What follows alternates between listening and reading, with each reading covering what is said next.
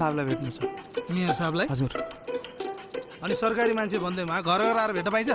चुनाव पछि आउँछ। होइन, उहाँकै फाइदाको लागि भेट्न खोजेको कि एकचोटि भेटाइदिनु न। उहाँको फाइदाको लागि जा तेरो फाइदा चाहियो बाक। म पनि त काम लाग्न सक्छु नि। गाउँलेको 100 भोट छ मसँग।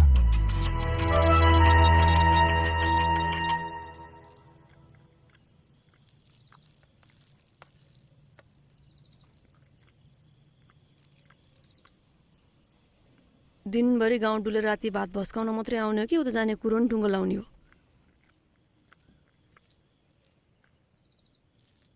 भोलि भनेको आज कति दिन भयो? 10 दिन भइसक्यो।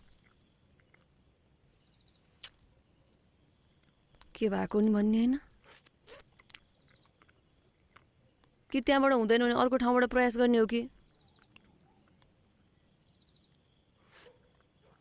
बरुमा उता बुवाकोबाट अलिअलि पनि पैसा मागेर ल्याउँला। दिनभरि मेयरको पछि लाग्दा